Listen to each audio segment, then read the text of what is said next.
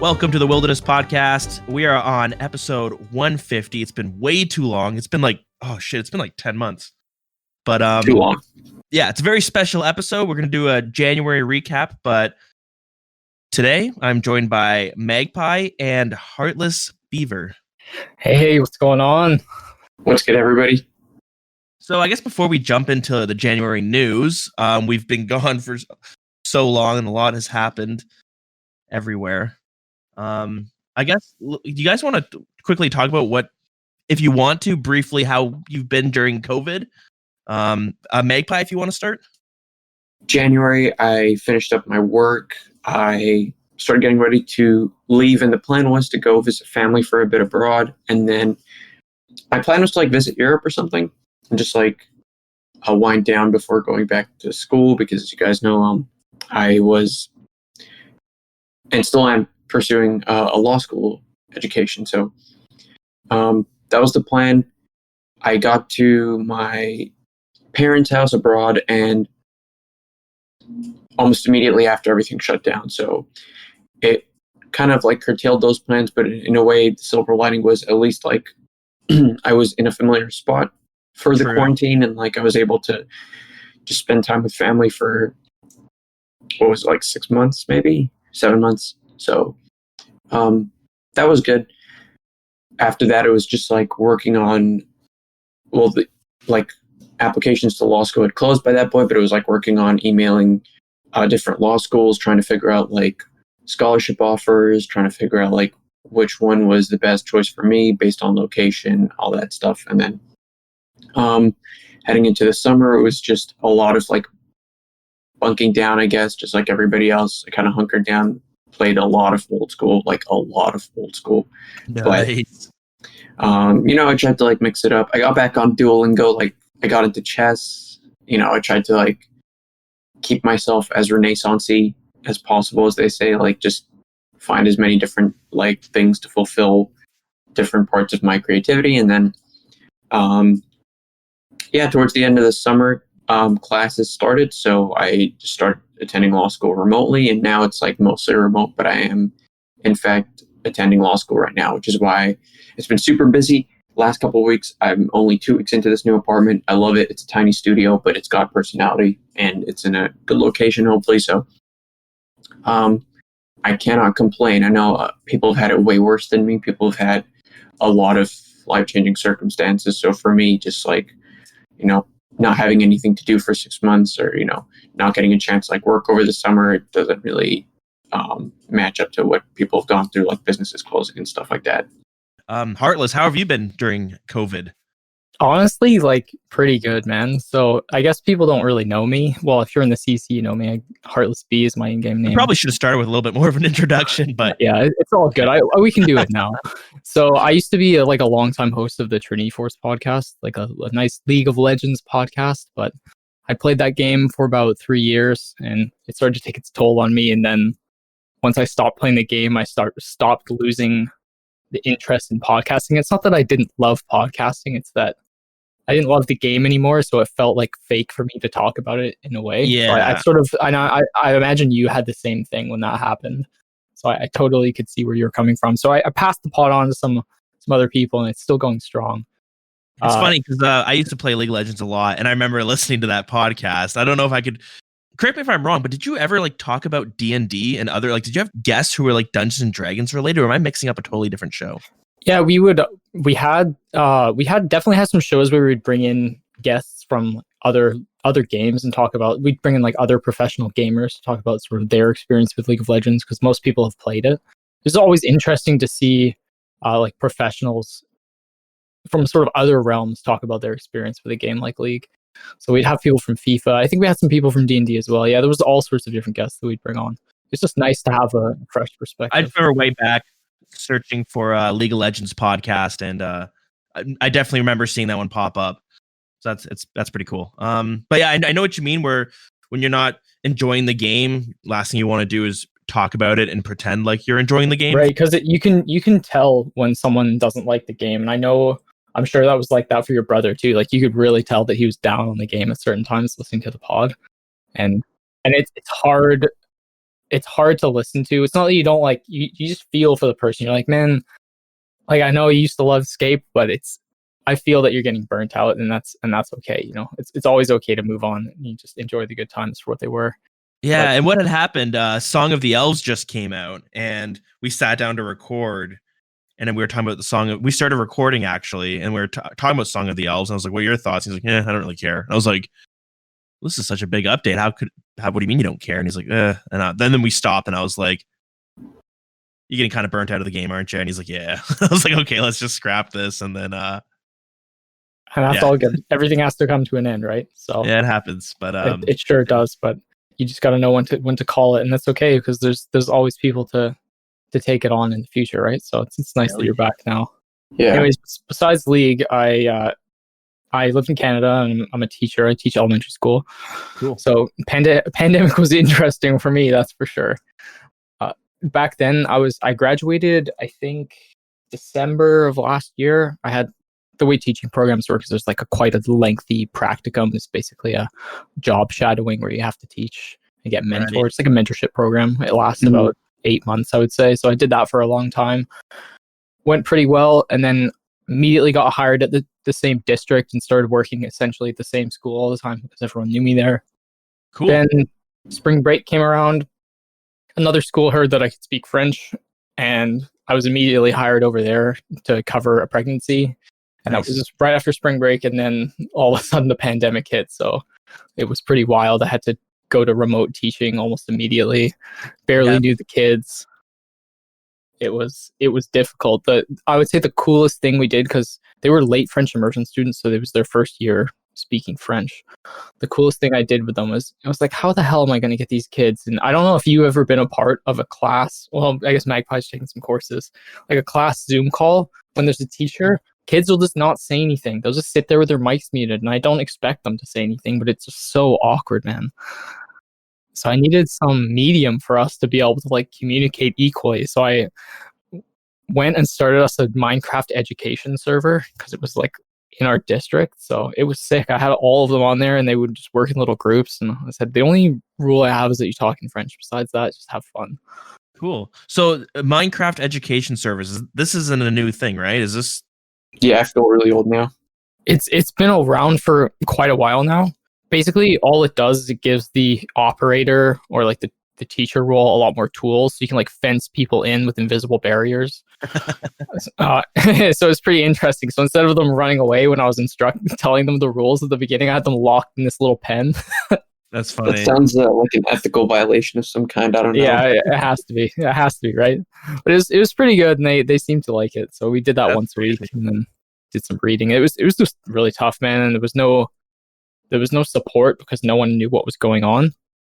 So I just kind of had to send it, and I felt like I was in a superior spot to most people because I was comfortable with online communities. So we survived, and then I just went deep in RuneScape. Did you find you had a lot more free time? Yeah, I did, because especially this summer, I didn't work, and I actually broke my foot this summer, so I couldn't really move much. I just went hard. I have an Ironman. I think at the beginning of the year, I was like maybe 1,400 total, and then now I'm like almost 2K. So wow, that's crazy. Yeah, I went pretty hard. So we'll get into RuneScape in a bit, but you predominantly play your Iron Man now? Yeah, I do. So I started playing RuneScape about 2 years ago. Heartless Space B was my original main. Did a little PKing. My sister and her boyfriend got me back into the game. They both live in the same town as me. Mm-hmm. So we played a little bit, and then I started going off on my own, work towards Barrows, Gloves, the classic stuff. Yeah, nice. Yeah. I was really obsessed with farming and always have been. So I got 99 farming as my first. It was pretty exciting. Cool. And then moved on to learn. I learned Bandos, and I would take a lot of the boys to Bandos in the CC back then. It's pretty fun. So we have some crazy stories. Like, I remember one night, I think I was 105 combat.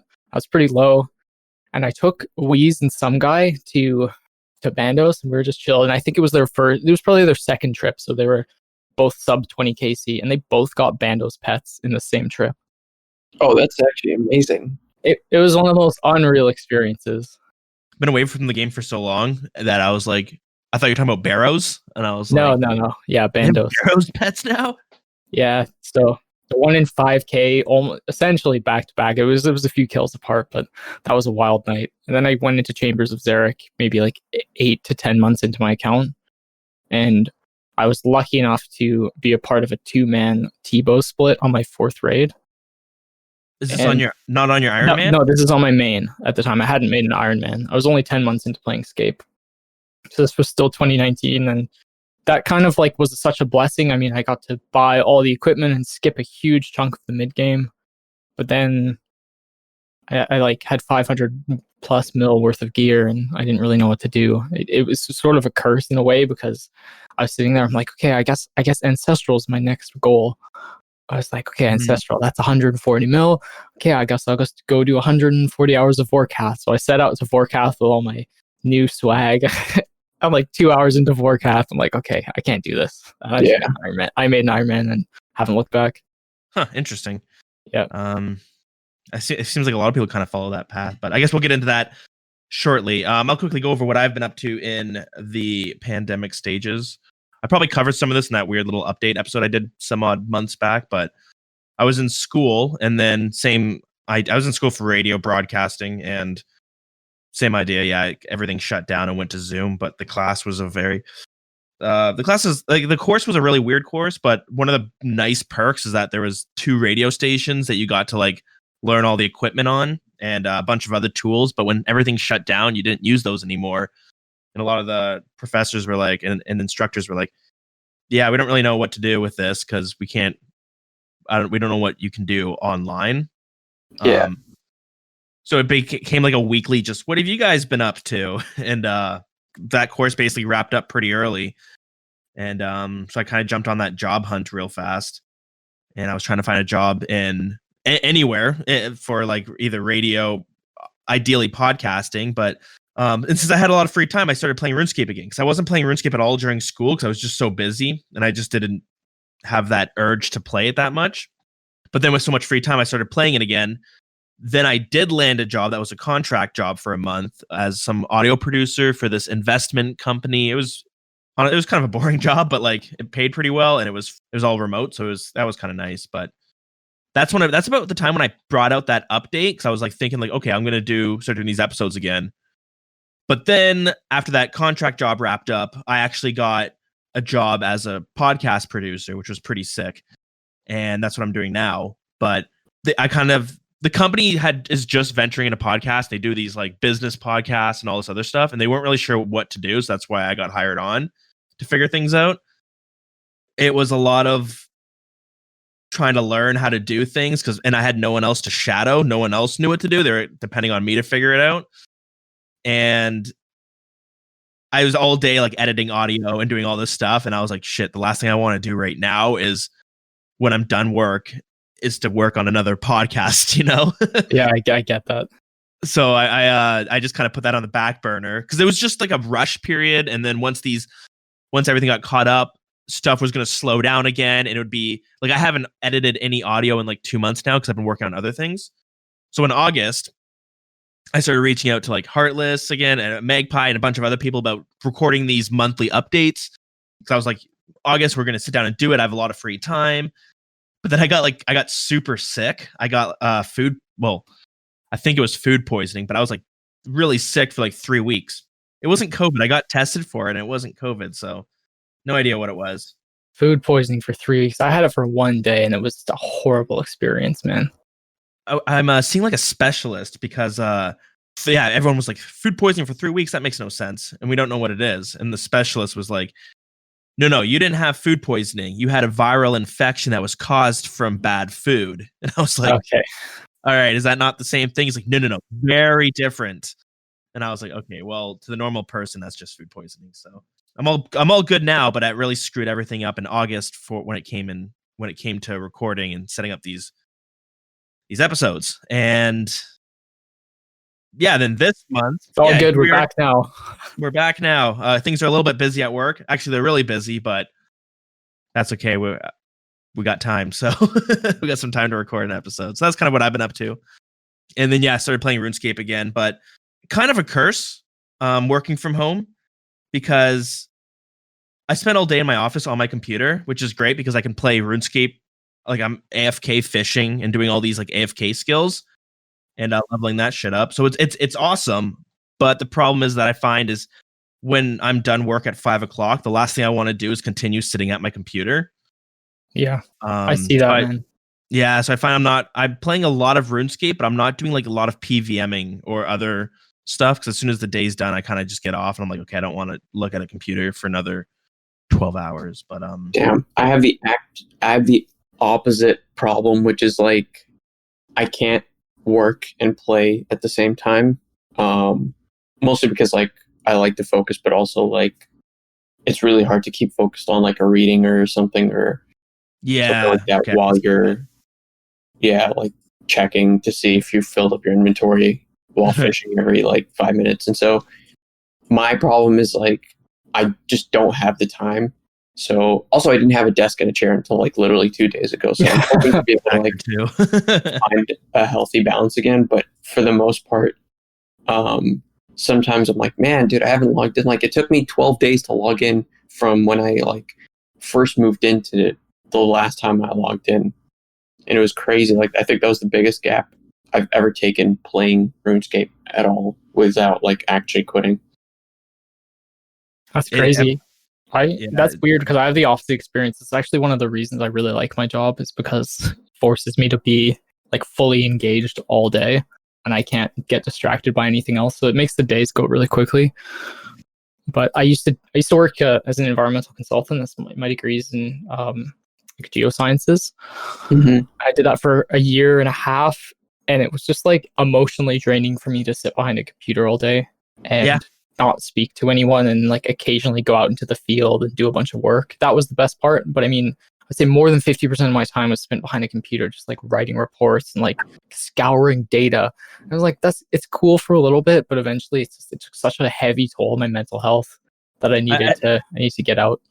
I know what you mean. Like when I got invited to Slack for this company that I'm working for, I'm like, oh my God, this is the first time I'm going into a Slack channel. Now you know it's legit. And then if you don't know what Slack is, it's basically Discord, but it's professional Discord, yeah. Less memes. It was pretty cool at first, but the thing is like now, like whenever my boss sends me a message, if she's busy, she'll just like fire off a message. But it always like sometimes I'm like, is she pissed at me? Like I don't, you know what I mean? Like you can't tell sometimes. Like it removes the disconnect from work, from like home and work. Yeah, exactly. So sometimes I'm like, man, I feel like I'm being really annoying by sending off all these messages to someone all day about asking them to do this and that. So I'm like finding that balance between like, I know it sounds like such cliche, but like life or like home and life and work is an important thing to do. And I think it's particularly hard for RuneScape players. Yeah, it's a hard time for us out there, but you know what, we'll get through it. But so what have you guys been up to in RuneScape? You know, we do have a bunch of months to cover, so I assume both of you guys might come on for another episode. We'll talk about that later, though. But so we don't have to cover the whole 10 months of your RuneScape adventures. But yeah, we'll start with Magpie. What have you? What's something you've been up to in RuneScape, at least something significant? So I guess early 2020, I'll leave it there, and then like I'll go on to like mid 2020 in another episode. But sure. I'm trying to remember because it's been so long. I know. I definitely had some kind of skill and grind. I think it was like smithing or something. I'll have to remember. I was big into diaries. I got a bunch of diaries done early 2020. I got like the Lumberj Elites, the Varrock Elites, I want to say. I'm slowly working on Kandarin, and I got the Desert Elites as well done. So nice. I'm slowly plugging away at the diaries. And yeah, pet grind I think will be for another episode, but I slowly kept working on PVM. I still teach learner raids whenever I can. It's like the one thing that I think will always be fun to do and won't make me feel like total shit, because it's just like helping somebody play a game. So it's nice to do. It's also like keeps you engaged with like the Discord or the CC, where it's like a lot of people either want to learn how to raid, or we got a lot of people who started to learn like Theater of Blood. So I would just like hop on and help them out, slowly like watch their progress go through. They started and it was like they were struggling at one room and then slowly make progress and make it to like another checkpoint and then another checkpoint before wiping. And then I think in May-ish, I started going with like a couple guys from the CC, some guy, 40, Wheeze, Nash, all sort of wanted to get into theater. And then it took like a few days of just like bottlenecking at certain points. And then finally, when they got their first clearance, I guess they got addicted. I know like, yeah, they did. go really, it's good content. It's really fun. It's super challenging. Yeah. Yeah. It's also, something that can get a little intense. So it's definitely nice to have a balance. Yeah, it engages you in a way that Chambers of Xeric doesn't when you're a higher level player. You know, if you know what I mean. Like you have to pay attention the whole time. Mm-hmm. Yeah, it's it's pretty much cruise control, even at Ulm, if you're in a good group.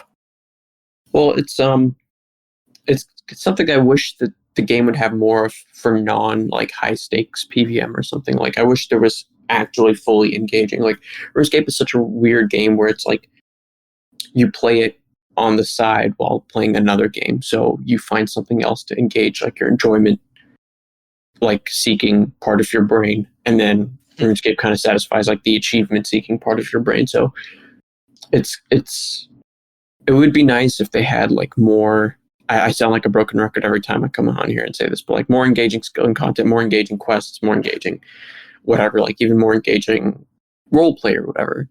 Yeah, people. I totally agree. Because even me, sometimes I'm like, I want to do bossing. What doesn't feel super repetitive? And it's like 2 or 3 things. Like I could do Vorkath. You kind of have to focus. Even that though. Yeah, after like a couple kills in a session, you're just like, oh my god, this is just the same shit over and over again. Even though Ulm is kind of the same shit, but the fight, yeah, as you mentioned, it's so engaging that you're like, you're tuned in the whole time. I was going to say something actually building off that, but I totally forgot. Oh yeah, just like the bosses, like you're talking about killing Vorkath over and over again. It would be nice if we had bosses which weren't like 1,000 kill grinds or whatever, because like especially Heartless, you know this. You went for the bull pipe on your Iron Man, and it was like, yeah, I was about to talk about that when you were done. Yeah, it was a good time. well, I guess it's a good segue then. Yeah. Do you want to finish your point first? Well, my point was actually about to lead into the fact that it took you so long to get a blowpipe, and it just was like the same content over and over again until you got that achievement. And it's like at some point you do, I think, kind of go like numb. Yeah, doing totally. I can the same see that. Let me cut in for a minute. I want to ask you guys a question because this is, I don't know if you guys play RuneScape 3. But they have this mechanic on some of their bosses, if I'm not mistaken, is that like you fight a boss, and then when you kill it, it gets stronger, and you kind of keep killing it in one. Like you have to fight them in sequence. You can't just like, I don't think you can go take a break.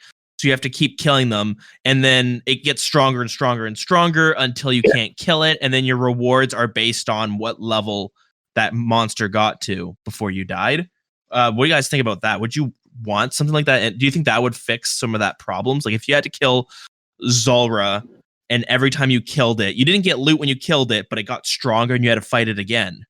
Yeah, that sounds like a wave like game, you know, like Nazi zombies from back in Call of Duty and things like that. Or fight caves. Sure, or even fight caves, yeah. But fight caves has like a set end. What you're saying, like there's no end to the content, you just go as far as you possibly can. Yeah, and then your loot increases and your chance of better rewards increases with each kill. Yeah. It would be nice. I know there's going to be like, because of the way the game is structured and the items in the game, there's always going to be a way to like gamify or like calculate a meta that's just about staying alive as much as possible, whether it's like really camp tank gear and stuff like that, or like go from that one cutoff point, that's kind of like the bad part about playing this game as adults. we all like have the strategies down, like mathematical numbers calculated to like the exact science almost of RuneScape, where it's like maybe people will discover like there's an endpoint where it's like, okay, this is the most efficient part to get to, and then just like maximize DPS until you get here. And kill it a couple more times and then die and restart over because it's more like money per hour or whatever. I totally agree with you. We're such a. It's one of the reasons I love this community too, and I think we have such a wonderful slew of content creators. Specifically, like YouTube content is really, really impressive for RuneScape by comparison to other games that have much less players. I think it's because all of the content creators are so skilled with video editing and have so much experience with it that the content is such high quality, and there's so many people that are interested in doing it. It's just like really a boon for us. It might play a part that, like, as Magpie mentioned, people usually are doing something on the side of RuneScape. Yeah. So, in like Counter-Strike, you know, someone's playing Counter-Strike, they can't edit at the same time, but with RuneScape, they can do both, which allows content creators to like, well, I'm still playing the game and I can create content at the exact same time. Yeah, and I think I love the game for what it is, and I like accept that the huge like high moments of, you know, dopamine and stuff like that is like when you reach those achievements that you set for yourself. Yeah. And sometimes there are huge grinds, but those work towards sort of the highs that you get. And it's weird. It's like a drug, isn't it, RuneScape? Yeah. But it's also very soothing at the same time. Like, you know, when you go and do certain content, like, I don't know, I'm trying to find an example of some nice chill content. Just like casual Slayer maybe, or if you're just AFKing Redwoods or something like that. There's something very serene about just clicking there while you're doing something on the side, like watching YouTube or whatever it is. Yeah, I think that's one of the reasons why so many people love this game. And sometimes it worries me that I've like broken my brain a bit, because sometimes it's gotten better, but there are times where I'm watching TV by myself and I'm like, I should probably be doing something on the side, like fishing on RuneScape. And then, I get what you mean. Yeah, you have to. It's like you have to find that balance between the two. You know, like you can't always be scaping. That's it's not healthy and it'll ruin the game for you. But if you do it, you know, sometimes it's much better for sure. Yeah, totally. Anyways, I guess I could tell you about what I did over the last 6 months. I could break it down like very quickly for you. So I worked on Slayer. There's a lot of, we should definitely do an episode on like getting into Iron Man mode, because I have a good amount of experience with it now. Mm-hmm. And there's a lot of, I call them young irons in the CC, like sub 1500 total, you know, Barrow's Gloves, working towards those kind of goals. I'd love to do an episode just talk about the different goals and paths people take and why they get into it and why it's such a fun mode, and what are some of the pitfalls, especially mentally. Maybe we can do one of those rambles. Yeah, I think that would be really fun, because I've got a lot to say, obviously. If people that know me that listen in the CC, I do like to talk a lot. Perfect. So more on that later, I suppose. Anyways, I'll break it down. So basically, I got 87 Slayer, which takes a very, very long time when you have average gear. Is this all on your Iron Man? Yeah, this is all Iron Man. I don't play my main. I haven't touched my main in years. My main just sits there with cash stacks to split people out from raids. Sick. Yeah. Yeah, I think it has like a good bill, and it's just sitting at top bank. So where was I? I got 87 Slayer. That took a really long time. And there's a bunch of things that I sort of did on the side. Like I got my 99 farming. I worked towards Herblore, etc. And then I got 93 crafting for the Zenite jewelry. But along with Slayer, I was basically working towards Zulrah, which is the #1 boss for Iron Man. It has 2 of the 4 most important items to get into raiding, which being the blowpipes, I would argue is the #1 most important item. And then the Magic Fang, which is probably the 4th most important on that list. If you guys want to guess what I think the other 2 are. Lance and Warhammer? Warhammer's one of them. I mean, you could go for a BGS, but other than that... Yeah, BGS is funny. Most people think you can go for BGS, but it's easier to get a Warhammer. So I would say... No shit. Occult Necklace? Arms? Void? No, none of those. Guardian Boots. Rune Pouch? No. You want to tell us? Yeah, I mean, I would just say it would be the Blowpipe and the Dragon Warhammer, and then probably the Whip. Or the Trident, I guess, would be the next one. Right? I literally, said Dragon Hunter Lance. That's calling it a Whip is a cop-out, like a main hand melee weapon. Yeah, a main hand melee weapon, or I guess just the Trident itself, because you can't get the Blowpipe without the Trident of the Seas. It's funny, it's like a 50k weapon, but it takes so long to get. So I'd say once you get those, then you're set for raiding. So Zulrah, I prepped for that. I got like my max house and etc. So it took quite a long time to get there. And I'm not really one to cut corners on my account. I like to be really prepared, have like thousands of potions ready to go, just in case the worst happens, which turns out the worst did happen. So I started doing Zulrah. I would get like 12 kills per hour. I just did 1 kill trips because I didn't want to waste prayer potions because I don't have the crazy thieving to do master farmers. Okay. And I didn't get my first unique until 470 KC. And it was an Onyx. Luckily, I still needed 2 to finish my Zenites. Then I got my second Onyx at 600. And then I got my first real unique at like 630, and it was a Magic Fang. And then I proceeded to go dry for the next 2. Basically, the entire summer I spent at Zulrah, and I finished at 2,397 KC. Shit. And the what is it? The drop chance is like 1 in 150. 1 in 512 for any of the uniques, but 1 in 128 for any unique. So I went 4 times dry to get 1 off the bat. Then I went 4 times dry for the blowpipe. Yeah, that sucks.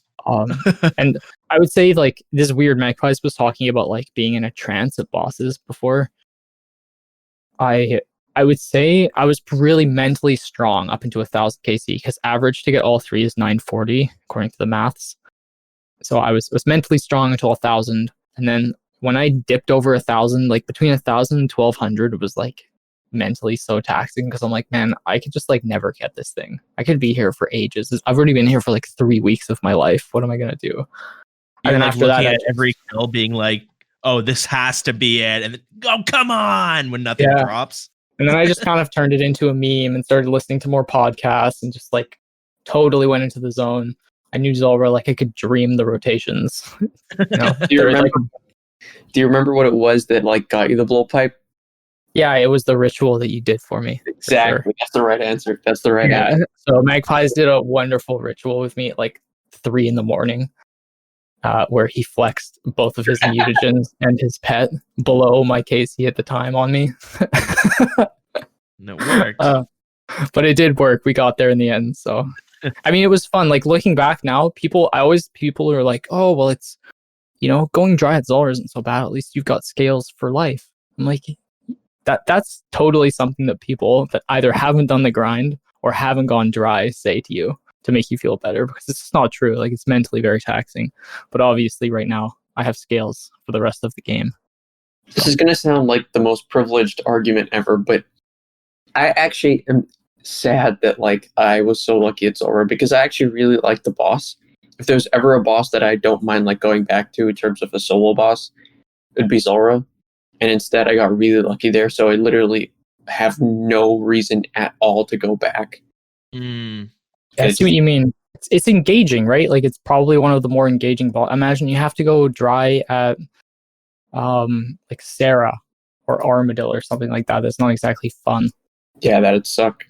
It would suck, or there's pretty terrible places to go to. I'm currently going dry for Dragon Warhammer at 7,000 kills at Shamans. Not exactly exciting content. What's the drop chance in the Warhammer? 5k. So I'm not like terribly dry, but reasonable still. Over it. Just a step over.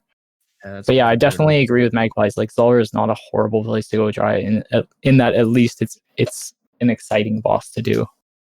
But I think when you get like 1,000 kills of anything, like you're gonna be just kind of like 1,000 kills. I don't think I have any bosses at that, but like I'll spend a day doing it and get like 50, and I'll be like, "Phew, I don't really want to do this anymore." And another thing is, I mean, specifically for Iron Man, but like, who has the time to actually do that many kills? You know what I mean? Yeah. And I'm still technically not even raid ready. I have been running like lots of chambers, but I don't have a Dragon Warhammer. Those 2 grinds in and of themselves can take 300 hours to do, and it's very daunting for someone to be like, oh, I want to make an Iron Man, but man, when I spend all this time just to get to this stage where I can finally do PVM, and then if I do go dry on the boss, it can really feel bad. Yeah. It goes back to the first point where RuneScape's such a weird game, because like part of the reason getting a drop feels so good is because of how rare they are, but you have to design a boss that is both fun and someone cannot get burnt out after doing at least 1,000 kills. Yeah, Sort of. I agree with you. I don't know. It's a topic we should save for another day because there's a lot we could talk about for it. Totally, yeah. It's just weird balance. Is there anything else you want to touch on that was significant, or feeling like you're going to save that for another? Yeah, I feel like we've got lots in the tank to talk about for the future. Yeah. So I'll quickly go over what I've kind of been up to. I started playing back in like May, March, April, around that time when I made that update video, and I got back into it pretty well. I was doing a lot of raiding in the CC. I was doing a lot of PVMing stuff. I wanted to learn the gauntlet, the corrupted gauntlet, which is the harder one. And holy shit, that's really fucking hard. And I would spend like 6 hours just staying there trying to beat it, and I would beat it 4 times, maybe. Like I'd spend all day and I just kept sucking. And I'd watch a video, like I don't know if you guys watch A Friend on YouTube, but I'd watch him doing the gauntlet, and he doesn't even use F keys, and he's able to kind of do it better than I am. And I'm like, what is going on? But I started to get the hang of it, and it's a lot of fun. And I started to get down like the technique of like how you can rush it quickly. And on my 12 kill count, I got the Blade of Saildor, which was worth like 130 mil at the time, and that was by far the biggest drop I've ever received. Wait, you got the blade on what KC? 12. Oh my god, that's awesome, man! Crazy. Yeah, it was wicked, and I don't think I've even received a drop that was worth that money in like a split of any sorts. So it was really cool to get that as a solo drop. But I had a similar situation where like Heartless you had, where I had 130 mil, and I was like, wicked, there's so much gear I want to buy, and then I was like, but now what am I really going to spend this on? And then I ended up buying a Dragon Hunter crossbow, and I was like, let's use this to fuel more money. I'll try some Vorkath. And I actually was enjoying Vorkath. I was doing a bunch of it with the Dragon Hunter crossbow, but I've since not done much. But yeah, it's weird. I got this big drop of money, and I was like, oh, I can't wait to spend it on all this stuff that I want. But at the same time, I don't really know what to spend it on.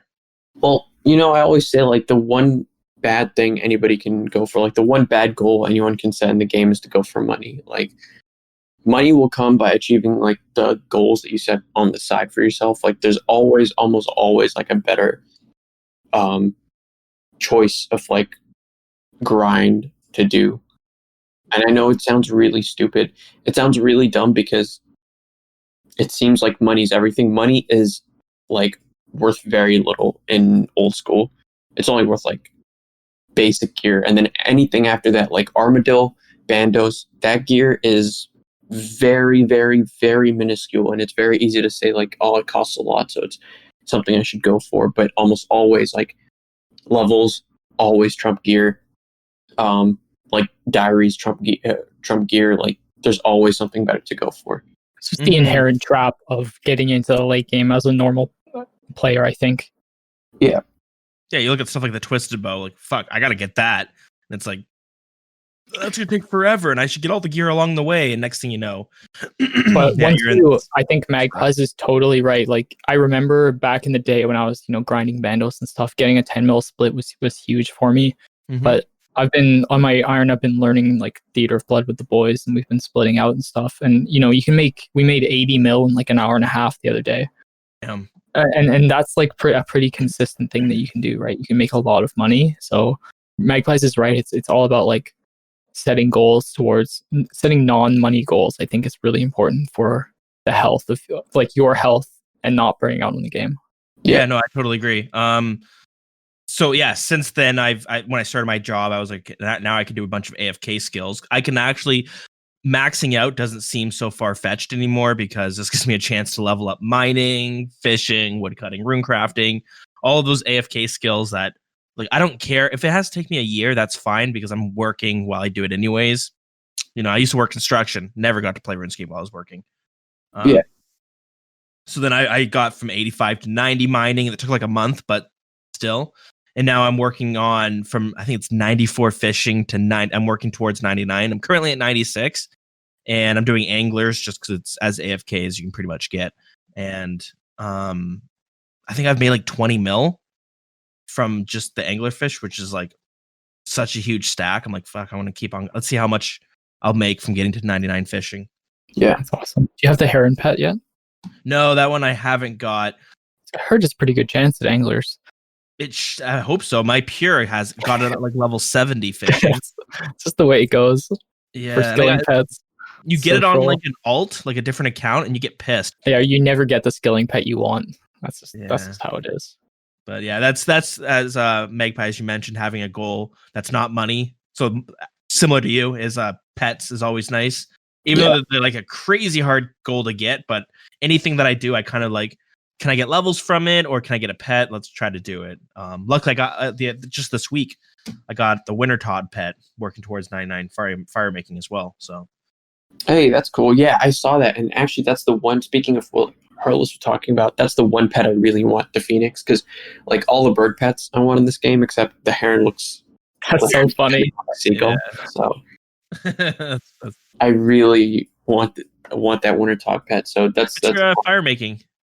It's like 87 or 88, maybe 89 at this point. So I don't hate Winter Todd. I think they did a great thing to such a boring skill. And as you mentioned, going back again to another topic you mentioned about having more engaging topic or more engaging content for skills that are kind of dull. I think like the idea of having these like different Winter Todd-esque mini game skilling bosses is such. I think it's a great idea because and the loot crates are addicting. So I started my account with the classic 99 fire making, and I gotta say I got like completely hooked on the mode just by cracking those crates and getting like useful drops. Because every round it wasn't like you're endlessly grinding just to get the 99 or the cape. It's like, every 10 minutes you could crack open, get some loot, keeps you going, and I really like that. And they have a bunch of different uniques that are just like, I'm never going to use that Brom torch, whatever it is. That's the torch, yeah. I'm like, I don't even know when the hell you would use this, but when I got it, I was like, oh hell yeah. Yeah, I don't know if fire making. I don't hate Winter Todd. I don't think it needs necessarily updated in skill, like how to level it, because it's ridiculously fast. They just need to update the utility of late game fire making. Yeah, no, I totally like agree. Lighting a log without a tinderbox. That would be nice. I mean, yeah, it's just like it's such a random skill to put in the game, right? That like you'd have thought it would be like a spin-off of woodcutting or something, right? Where it's like we have crafting, which literally is like every single type of crafting in the game is built into one skill, where it's like weaving at a loom or something like spinning flax or something like that. And then you have one skill which is designed exclusively to burn logs, and it's like the weirdest mismatch of purposes. And does that take actual skill? Like, think of all the real life translations for all these skills: Slayer, fletching, crafting. Yeah. You can see yourself slowly getting better as you build new things. Fire making is click tinderbox, light log. Yeah, it doesn't exactly progress. So it's and if I'm not mistaken, I don't think logs burn longer depending on what logs you use, right? I don't know. Yeah, I don't think so. I remember reading that fire making has some. Yeah, where like if you burn normal logs and magic logs, it'll burn for the same amount of time. It's bizarre. And there's essentially no reason in the game for people to make their own fire ever. Yeah. Right. The only time I've ever made a fire is that I'm at Winter Todd and I'm at Chambers and I'm out of anglerfish for a raid, and I'll light up and I'll cook an angler, and that's it. And it's just like not really relevant to other players. Mm-hmm. It's a strange skill, but I think we can move on from fire making. Speaking of, wasn't the pet updated in January? Were we going to get to the January updates at some point here? Yeah, it's a good segue. So now, unfortunately, before we move on to the news, Magpie, you got to dip a little bit early today, right? Yeah, so I unfortunately can't devote as much time to do those marathon episodes as before, but my plan is to always be on for the show, and hopefully starting next week, we'll be able to cover all the episode or all the news together. So no worries. We have so many updates to go through. We'll have plenty to talk about. So yeah, and you guys are going to be in good hands with Dilz and Heartless for sure. At least with Heartless. For me, I have no idea what's going on in January. So I'll trust you. I'll trust you to be able to catch up. We'll figure it out together, Dilz. It's all good. Wicked awesome. All right, thanks, Magpie. We'll talk to you soon. See you later. Take it easy, guys. Till next week. All right, so now starting with January's updates, we're going all the way back to January 9th. This dev blog is titled Eating in the Bank. The first thing they have is eating, drinking, and equipping with the bank open. You can now eat food, drink potions, or any other liquids you fancy, and equipped items from your inventory while the bank or deposit box interface are open. You can toggle this option on and off via the bank settings panel, which will also change the option for deposit boxes. So I mean, this has been in the game for a while now. Many people might have noticed in the bank up, what is it, top left corner, there's the option to open up your character's equipment menu, and you can throw gear on and take gear off, as well as eating food. I've actually never eaten food in the bank yet, but I have used the equipment screen. What are your thoughts on this? Honestly, I think it's absolutely massive. I love being able to right click and like just eat an angler before going into PVM, and then you grab your potion, not having to reopen your window. Especially on mobile, it's really nice not having to like finally click in the very corner. Also, just right clicking. Often something I do is like, I don't know, I'm sure this happens to you too, but I'll gear up, I'll be ready to go, and then I forgot my blessing or I forgot my ring. Just go back to the bank, double click, drop a few potions back in, click your blessing in your ring, where you can right click equip, grab your 2 potions, and then you're gone. It's just, I think it's such a nice little quality of life update that we didn't know we were missing until we got it. That is true. It's something, maybe the reason I don't think it's as big of a deal is because I'm constantly forgetting it's there. So I'm just like throwing it on the classic way. I'm sure it's an engine problem, but it'd be great if they had 2 menus pop up and you could look at your bank while simultaneously looking at your character's equipment screen.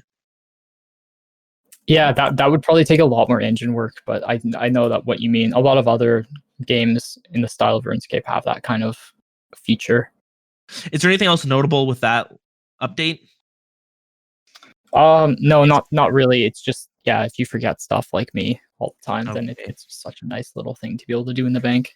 It's cool. And these like little changes are always welcome because this game it's very dated in a lot of ways. So trying to keep it a little bit more modern is always welcome. People are always going to complain about that stuff. Do you remember any backlash from maybe like the elite community or anything like that with this update? I mean, not really. There's those purists that want the game like RS Classic, but I think the game has to evolve.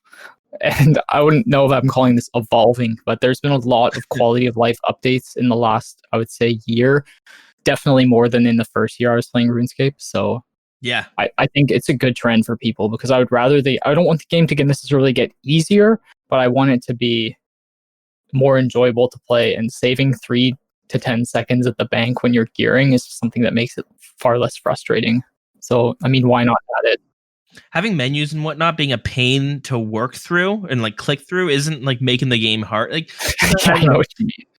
Part of the difficulty of this game is the tediousness of something, and it's like this weird, again, balance of, do we keep it tedious because that makes things a little bit harder and not? It's like, because something's not fun, a lot of people will be like, well, it's hard to do, and it's like, it's not hard to do. People just don't want to do it. Here's another wonderful example. If you're cooking carom ones, there's 2 options for it. So if you go and use the raw carom one on the cooker, the stock option, if you press spacebar, will be to cook the poisoned ones, and then you have to actually click 1 on your mouse or your keyboard, wherever you have it bound, to cook a regular carom one properly. So Ash made this huge change. I mean, I'm kind of spoiling updates in the future, where as soon as you press spacebar, it'll just do the last action you've done, and it just makes, like, yeah, maybe it's slightly more efficient, but it also makes the game just so much more enjoyable to be able to click on the range and just press spacebar instead of manually hovering over 1, not accidentally fake cooking all your carom ones, you know? Yeah, what a pain in the ass. Anyways, we'll move on to the next one for this update. It's the Maiden of Sugadinti. I think I'm pronouncing that properly. The chance of being able to stun Niluka's Metamenos. Jesus, these words. It's been a while. Niluka's will now increase with your magical accuracy bonus. For players with 140 bonus from equipment, void bonuses, and prayers, success chance will be 100%. So here are the below are some combinations that will provide 100% stun rate. Another amazing change. So I've only got like 25 KC at top. I've been learning recently, and then basically, for those of you who don't know the maiden fight, you like lower her down, and there's 3 separate intervals where she spawns these crabs called Nilos, and if they get to her, they heal her and then increase her max hit. So the meta is to freeze the crabs in specific locations, and then DPS them down with like barrages or blowpipes, and then jump back on the boss. So basically, what would happen is if you happen to splash even though you were in max gear and one of the crabs got through, it would just make the room very frustrating, even though technically you haven't made a mechanical mistake. Just chance, yeah. You just like got chanced by RNG. So now what they do is they've set it so if you're perfect, so you're imbued hearted and you have all your gear switches on properly, you're praying augury, and you click on the crab at the right time, you will never freeze.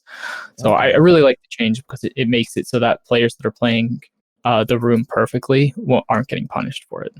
Gotcha. All right, so here are some of the equipment setups that will guarantee 100% stun rate. So having a magic accuracy 140 or above, having magic accuracy 112 or above, and also having augury prayer active, having full elite void knight equipped with a mage helmet and have a magic accuracy bonus of 86, having full mage void and having magic accuracy a bonus of 55, and the augury prayer active. So yeah, that makes it probably a lot more easy, and failing something because of chance is kind of, after a while, that could be very frustrating. So that's a good change. I can see that.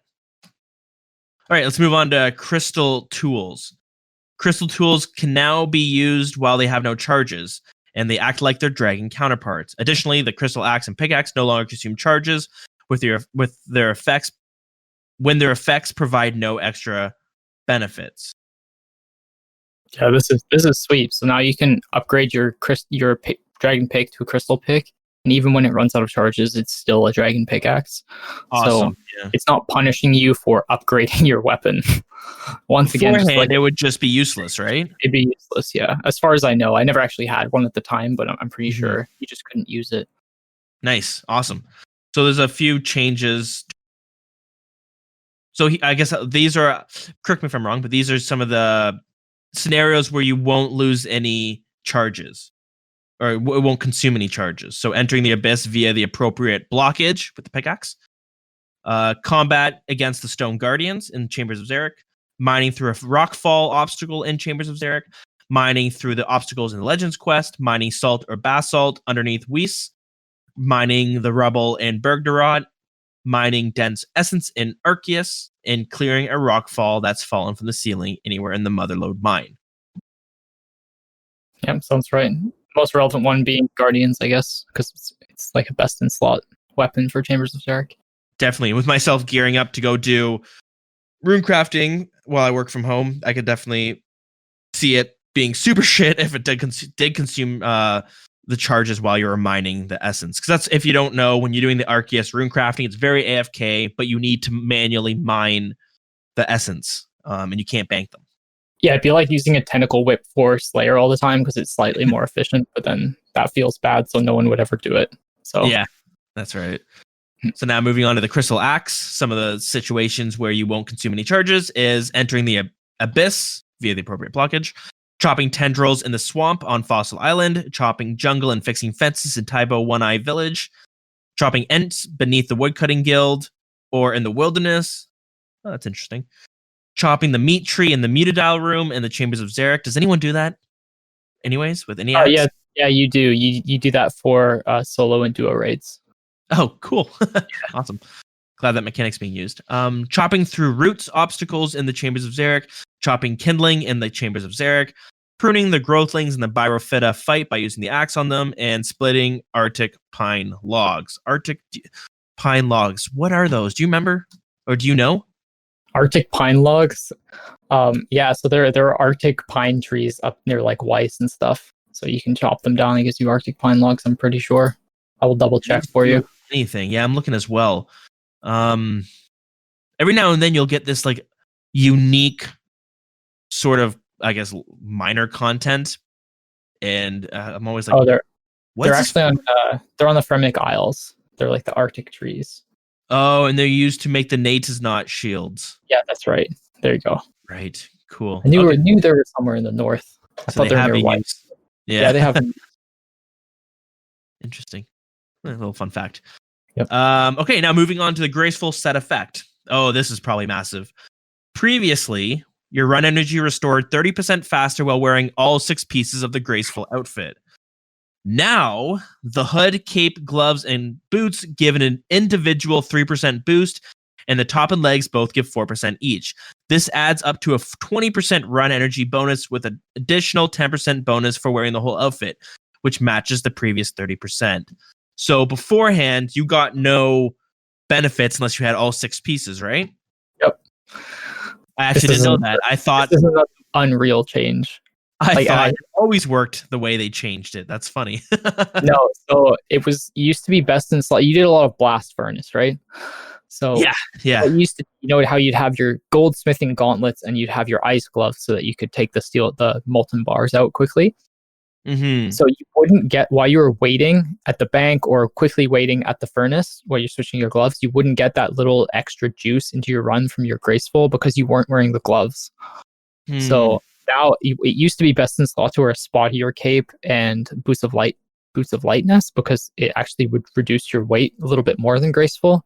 But now it actually just works how it should have intended the whole time, and I think it was a huge change. The community really likes it. So I totally agree. Now, this might bring, obviously nitpicking, some people might be upset that their items might not no longer get a use, but is it the case where boots of lightness and the spottier cape, they are basically irrelevant content if you have the graceful? Pretty much. Yeah. Yep. Yeah, I would say so. I'm sure there's like maybe a niche use where you have to be below 0 weight, but I just don't see it. I think they're pretty much useless, but you can get them early game and use them until you have, your graceful. Fair enough. Next piece of content, digging up herbs. Although farming patches don't normally let you dig up healthy crops before they're fully grown, this is now permitted for herb patches. As we would prefer, players didn't grind for XP by repeatedly planting and digging up cheap herb seeds. The XP that was previously given when a herb seed is planted will instead be given when the patch is harvested alongside the usual harvesting experience. So you've been heavy in the farming. What do you think of this? Yeah, as a sweaty farmer. So an annoying thing that I often do is I do a lot of hard contracts for seeds. So I'll sometimes I'll have like different stacks of seeds in my inventory, and I'll accidentally plant like maybe an Irrit or an Avanto in the patch in the farming guild when I'm supposed to have planted, say, a Snapdragon. Okay. And then I'm like, God damn it, now I have to wait an hour or 70 minutes until I can do my next contract. So It's nice to be able to just dig up the crappy seed that you put in and move on to a different one, put in the proper seed. That makes sense. I'm surprised that wasn't a thing beforehand. Maybe it was to prevent people from just like spam. Yeah, I think it was because you could just buy a bunch of like Guam seeds and just grind early farming by like planting, removing. Okay. It's actually really good. It was really good. It would have been really good experience, I believe. Interesting. Okay, next update is the Fremnik Sea Boots. The inventory icons from the Fremnik Sea Boots have been adjusted to make them look more like the other boots. So those are the boots from Fremnik Achievement Diaries. They basically match other boot icons. Yeah, they're like slightly angled instead of straight now, I think. Yeah, cool. Yep. That makes sense. There's some more that they need to do still, but they're working on it slowly. Which one off the top of your head could you think of? The mythical cape is the only cape that goes from left to right. Like the top of it is to the left. Shit. Yeah, if you look at that, so it's the rest of them go from right to left. It's pretty funny. That's funny. Yeah, that's do you know if Jagex knows about that? I'm sure they know. Bandos boots as well are like another pair of boots that are like they look at you straight on rather than from an angle. True. Even dragon boots, I think, are like that. Now leather boots, those have the let me check. For some reason, when I picture leather boots in my head, I'm thinking they have the no, they look fine. Never mind. They look fine. Yeah, so most boots look fine. I'd say dragon boots look bad, Bandos boots look bad, and the rest of them look pretty good. Oh, true. I really don't like how dragon boots look. Their icon. Yeah, it's these things I don't think about until someone points it out, and you're like, yeah, that is dumb. Yeah, there's lots of like random inconsistencies in the game. I know it's hard for them to go through them. My biggest pet peeve is I do a lot of hard clue scrolls. So for hard clues, the ones where you have to type an answer to the character, like they give you some scroll and like just tells you it's like 128. Yeah. So you can immediately click on. So let's say you go do one, you get the scroll, you immediately click on the person, and then you can give them the answer right away, and then they'll give you the new clue scroll. Unfortunately, for elite clues, you have to actually click on the clue, not the person's character, to be able to answer the question. I've noticed that. It doesn't make any sense. Yeah, it's the frustrating thing is when as updates come out, and I guess when you have so many people working and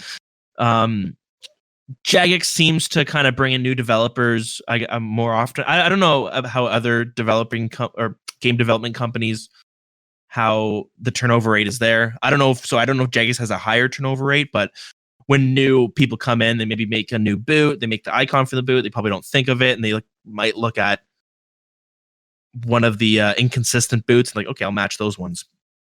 Yeah, they don't necessarily have the connection to the game that all of us do as players. They're just a person. It's like if you or I went to work on, I don't know, some game that we don't play.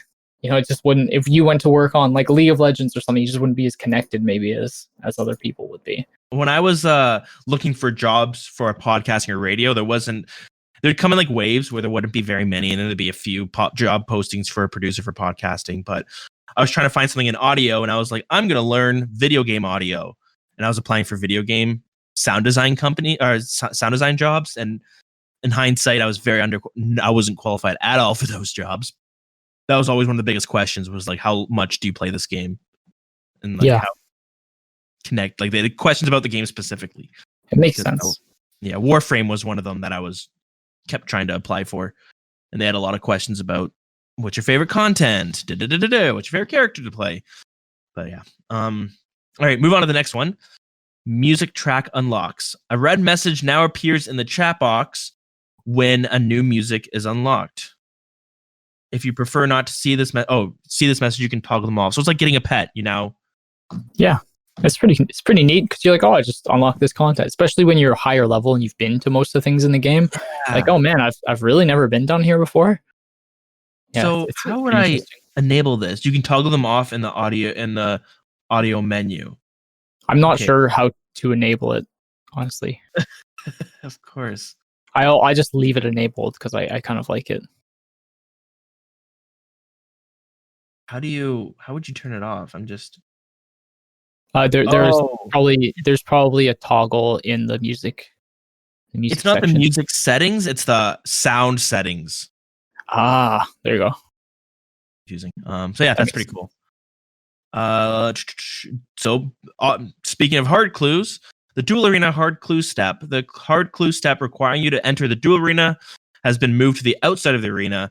This means you will no longer require assistance to complete it. I kind of miss having, I'm going to miss going to the dual arena, trying to find a populated world and being like, hey, I'll pay you 10K to duel me. Yeah, it's pretty fun. I think there's 4 steps at the dual arena actually now, which is quite a lot. One at the priest, one at the healing lady. Now there's one on the top, and then there's one behind. It's behind it now, right in the back. Just go and dig. Nice. Okay. So the last update for this dev blog is Twisted Leagues was closing. I must have been playing around this time because I was playing Twisted Leagues on and off. That was fun. Did you do Twisted Leagues at all? I didn't. I was deep into my iron at the time, so it felt like I had a lot to do. So I didn't play Twisted Leagues. I heard it was really, really fun. I enjoyed it. Unfortunately, kind of like similarly to Dead Man Mode, you take a week off and suddenly all the people you were playing with, you go to an area that was populated early on is no longer as populated because everyone just speed runs to like Chambers of Xeric content. And since I was busy with school and I wasn't playing as much, I couldn't actually get there. Right. Yeah, but, it's tough when you start comparing yourself to players in this game that can put in the time to play all day. Yeah, sometimes you want to play with the big horde of people, and it's you see everyone else like leagues ahead of you, and yeah, nice one. So, anyways, if you don't know what Leagues was, it was like a limited time. There's a world. You had accelerated experience rates. I know there's a league coming around the corner, so we're going to talk about what a league is when we get to that.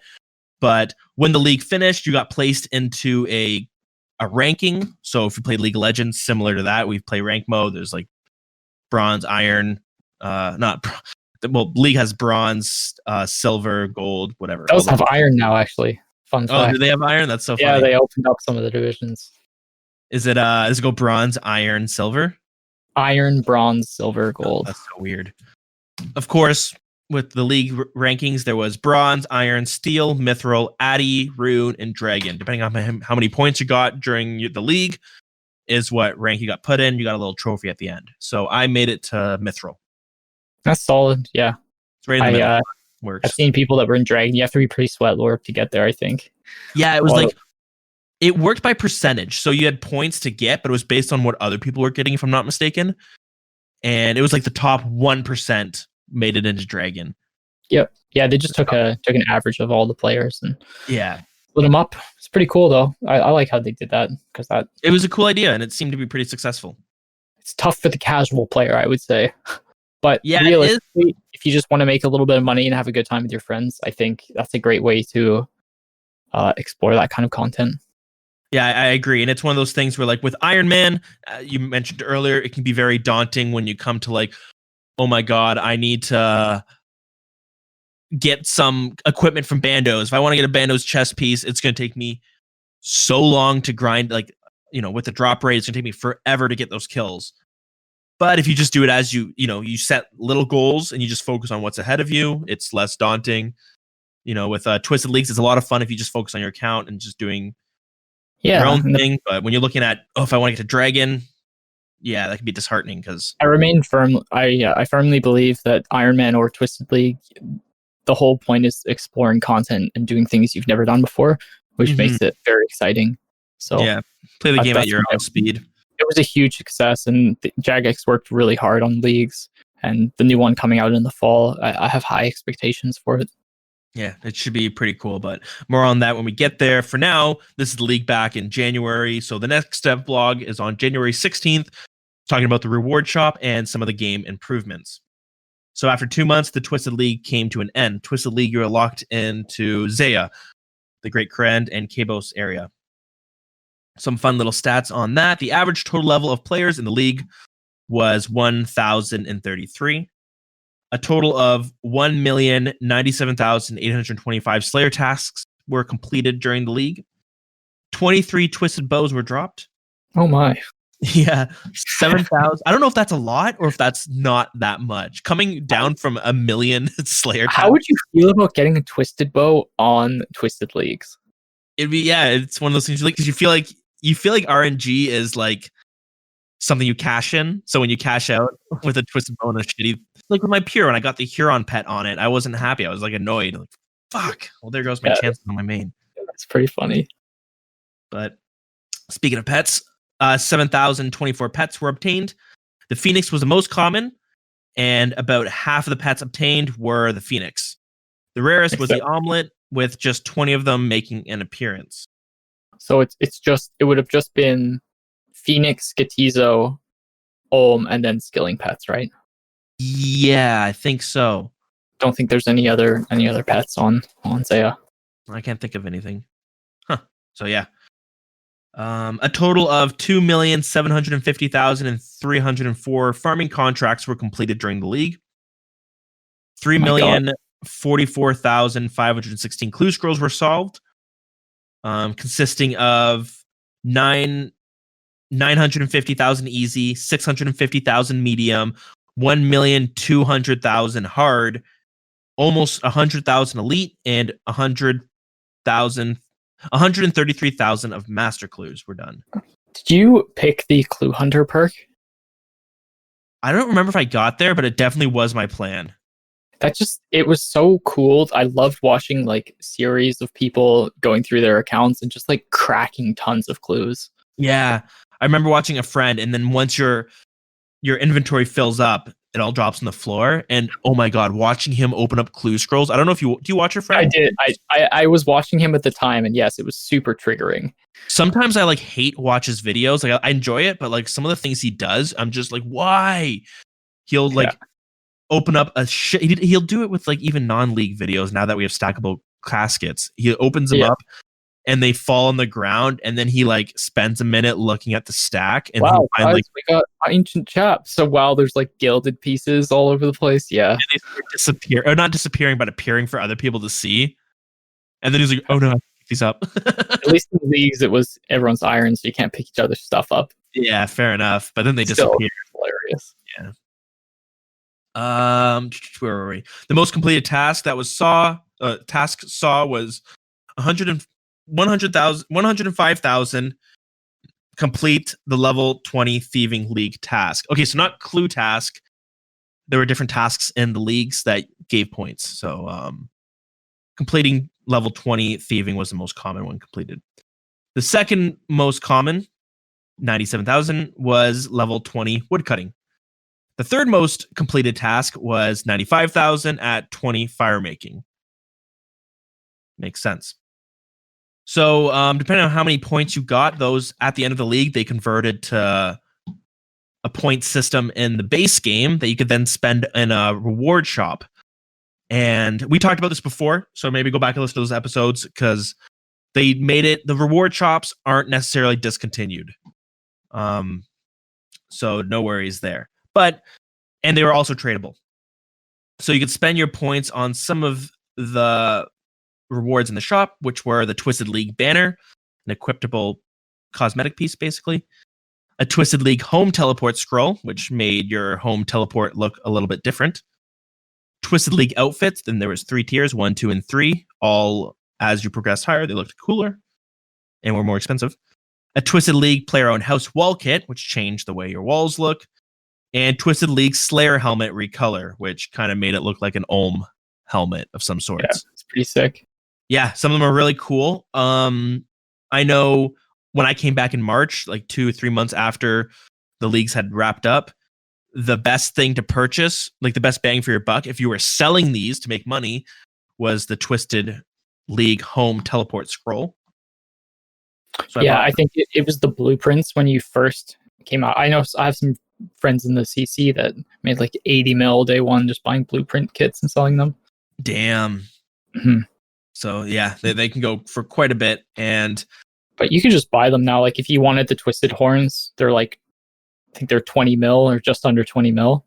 And you can attach those to your Slayer helmet with 1,000 points from the master. It's interesting. I think it's going to be one of those things that the price does often fluctuate, because once a league wraps up, a lot of people will be selling it.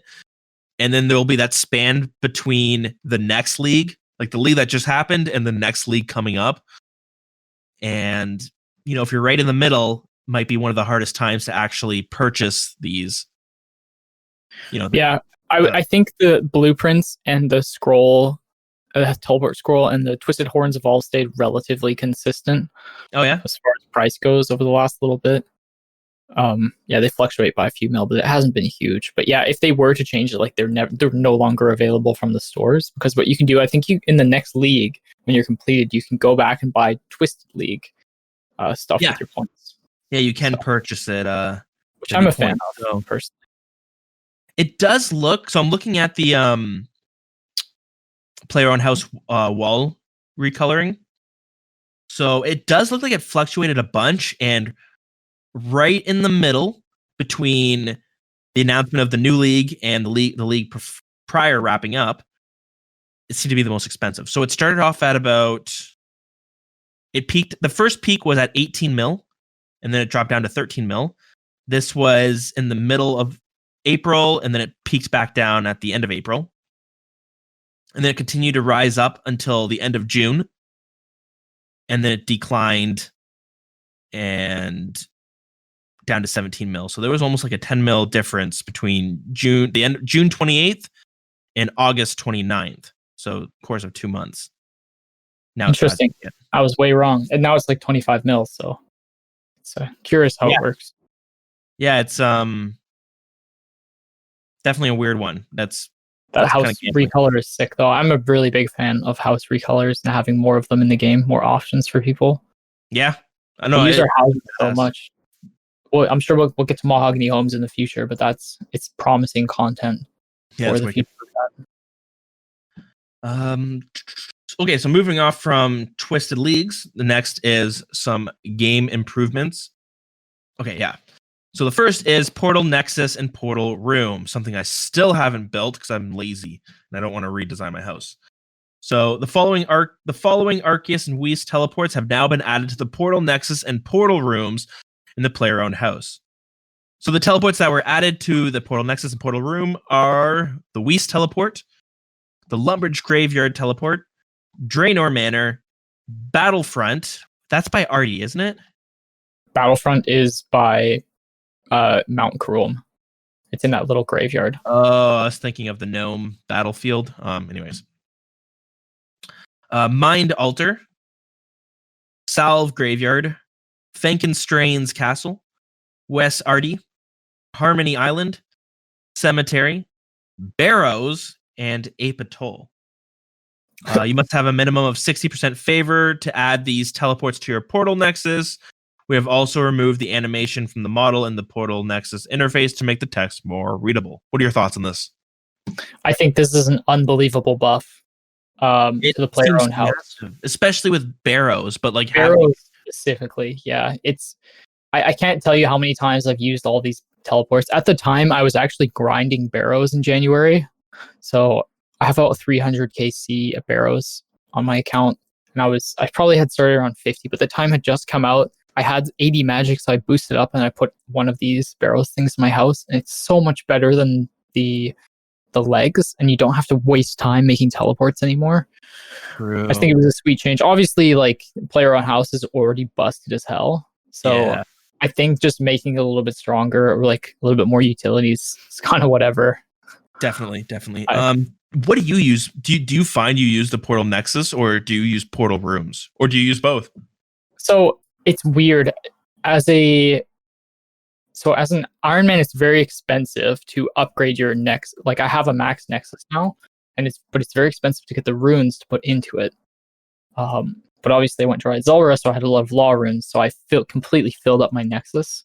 The only thing I don't have in my Nexus that I have in Portal Chambers is Weiss and Troll Stronghold, because those require the stupid salts, and mining those 3 hours. So I said no thanks. So I have one chamber room that still has those but two. As soon as you made the Nexus, you got rid of the portals that you... Exactly, yeah. So I started out with all the portals I needed, and then as soon as I could afford to start putting teleports into my Nexus, I would do so. And I just slowly started filling up my Nexus. I think that's a good transition, because losing out on 100 laws and whatever is not so bad. And there are certain laws that are very expensive, specifically for Iron Man, but even for normal accounts, such as like Catherby. So I still have that in my portal room, simply because I don't need to upgrade it. But I remember at the time, I think I had 3 or 4 portal rooms, and I had the Nexus. And you just slowly work on it over time. I think that's the best way to do it. Fair enough. Yeah, I got to get on that. It's very busted. It's sweet because there are certain things that I do, like collecting secondaries. I have to go and get Mortmire Fungus quite often, something that lower level accounts might do. Or if you're just doing Herb on Iron Man. So you can right click and set your Nexus to the Salve Graveyard. So then I just tele to my house, hit my pool, go to the graveyard, which is right next to one of those logs that brings up the fungus. And I just get fungus, go to Castle Wars, rinse and repeat. It's very quick. Damn. Yeah, that's awesome. The next update we have is Glowing Dagger and Blue-Right Sword. Players can now get the Glowing Dagger and Blue-Right Sword after finishing the Legends quest and the Knight's Sword. In order to obtain the new Blue-Right Sword post-quest, players must give Thurgo Blue-Right ore and 2 iron bars. In order to receive the new Glowing Dagger, players can speak to Radamus Urkel. Additionally, the stepping stones in Legends quest will no longer prompt the player about crossing if they have finished the quest. So yeah, these were 2 unique looking swords, or at least weapons, that you could only get during the quest. And when you finish the quest, if you didn't make extra, at least with the Blue-Right Sword, you couldn't get again. Yeah, it seems like a Fashionscape update. Yeah, definitely. I don't even know what does the glowing dagger look like. Does it look cool? I actually have no idea. I can't even remember what the blue right sword looks like. It looks like the Castle Wars sword. The I don't glowing even know what that dagger. looks like, honestly. They look dated. I guess they don't look Dated, yeah. Castle Wars armor is so expensive and so dated. Yeah, this glowing dagger looks kind of cool, but yeah, no, not There's as. so many good fashionscape like hand weapons and offhands that I think, seems a little strange, but there we go. We talked about Wintertodt earlier. The Bruma torch got a little update. You can now use it to light braziers and smoke traps. It's now not just useless. Yeah, I guess not. So it gives you one extra inventory slot because you don't need a tinderbox at Wintertodt, right? Oh my god, are you serious? Yeah. Since if it can light braziers, then that's my guess. I haven't done it since the update, but I should bring that. God damn. that's hilarious. From it. Any of these interesting to look at? No, we'll just move. Okay, next dev blog from January 23rd. Wiki integration. Wow, this is a while ago. You might have noticed underneath your world map that now has a button that says wiki. They always add updates that I'm like sitting there being like, I can't tell if this is off Runelight or if this is Yeah, I know what you mean. the game. But you can right click the wiki button and you can click look up, and I think you can type something in. Oh wait. Let me see, how does this work? You can you click on the wiki button, you click look up. Oh, and then you can click on any item or anything, and it brings you to the wiki page of that. That's pretty awesome, actually. I bet a lot of people didn't know that. Yeah, so you click look up, click on an anglerfish, it brings you to that wiki page. Alternatively, you can right click, go to search, and you can type something in, and it will bring you to that wiki page. Do you know if the quest guides on the wiki page are a Runelight thing or a client thing? So when you go hover over your quests, if you right click them, it says guide or quick guide. I just don't know if that's a Runelight thing or not. I don't know. One of us will have to check on next time we're on mobile and get back to it. Yeah, so that's been added into the game back then. Another alternative is you can do : wiki and then type in your search term in your chat box. It's another way of doing it. God, such an advanced species. I know. This is insane. Oh, speaking of the quest and diary achievements, you can now right click and go to guide or quick guide. So yeah, this is in the base game. There we go. Sweet. Moving on from wiki stuff, bags, sacks, and spice racks. The open and close option. The open and close options have been added to certain receptacles. While open, suitable items will be able to be suitable items will be added to the vessels automatically on pickup. So it's like the wilderness bag. You can open it up and just click off items on the ground and gets instantly inserted into that bag. So the seed box works on any seeds picked up from the ground. Herb sack works on any grimy herbs picked up from the ground or harvested from herb patches or harvested from herbivores. Coal bag works on any coal mined from a rock. Oh, sounds really good if you're mining coal.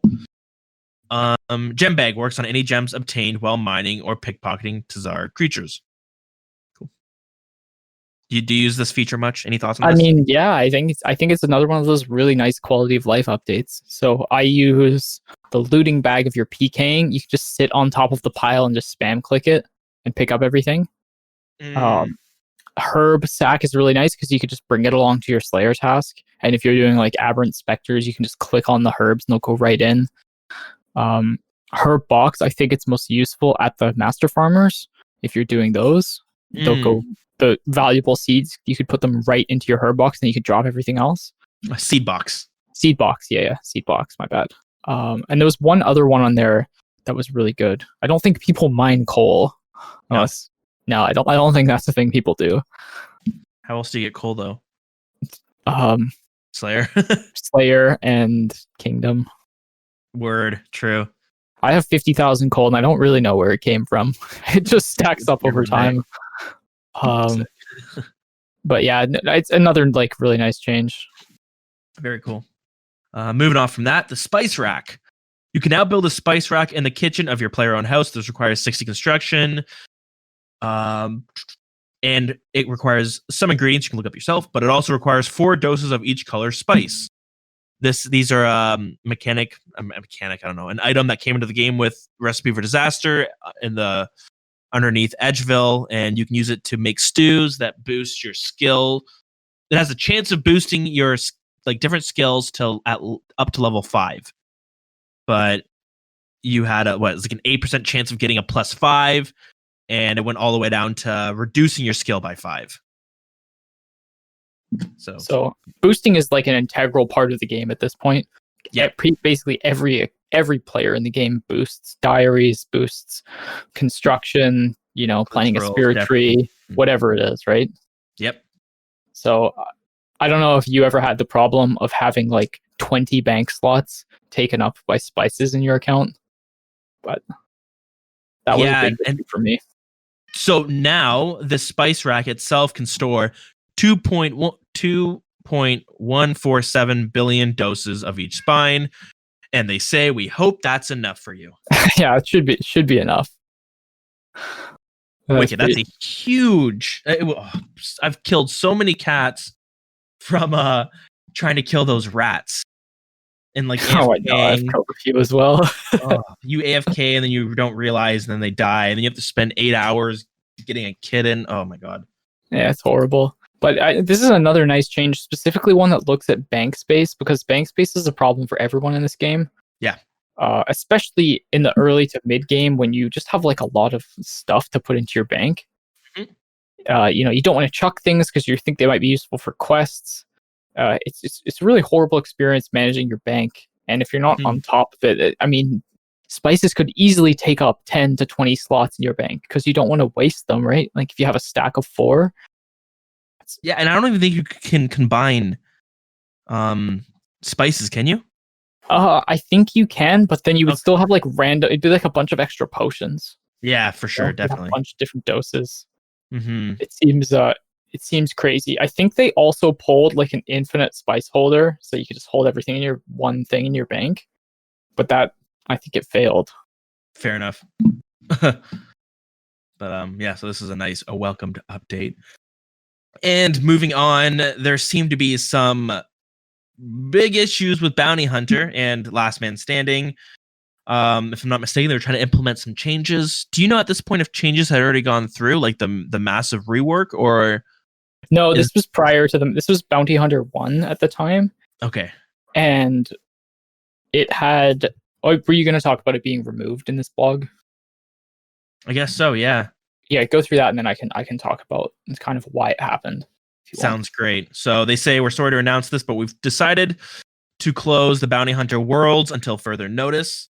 Bounty Hunter's design unfortunately leaves it prey to gold farmers who have abused its mechanics to generate gold in excess of the amounts available via the legitimate methods. While this had not reached a scale that could affect the in-game economy, it undermines other game content and the overall integrity of the game. Because these issues exist before the rework, we do not believe that simply undoing it would resolve them.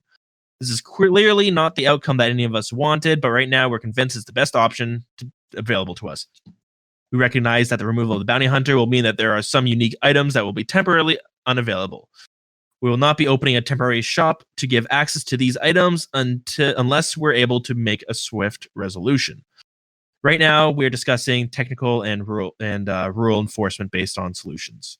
So they pulled it down for a bit. Right. So basically what had happened is they did this like Band-Aid fix for Bounty Hunter where they added hot zones so you could go there and you get extra points for killing a player. They also added like tasks, so like kill someone without an amulet or finish someone, deal 150 damage with magic, etc. Or kill someone with no legs on.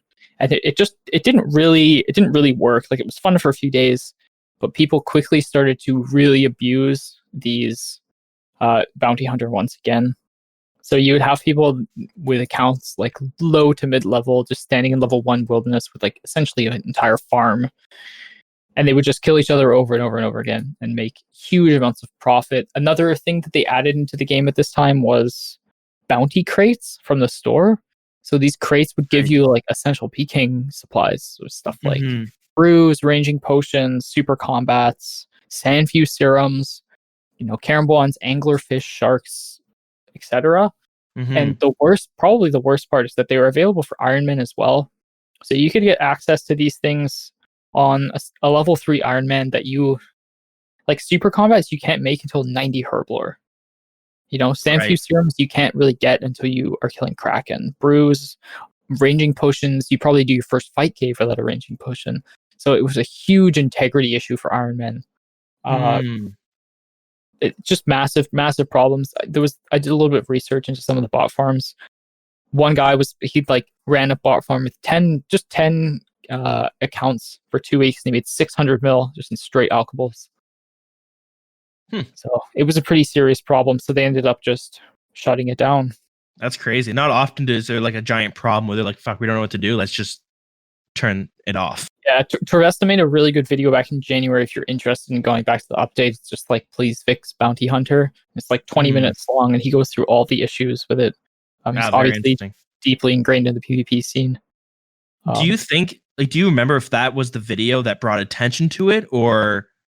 I'm sure it helped. It's happened in the past where he made a video and then Jagex were like, "Oh, okay, fine, we'll deal with this." Yeah, I think it was kind of the final straw. Like the community really piped up after that, being like, obviously, I think the inherent problem with PvP is that the kind of people that are attracted to it tend to be a little devious, if you know what I mean. Yeah. So there's always going to be shady things going on in PvP no matter what happens. And I think that's true of basically any game. Yeah, fair enough. So it's Bounty Hunter is really tough to balance, but I think there's more that they could do for the wilderness overall than just Bounty Hunter. I don't think that's where the focus should be. Okay.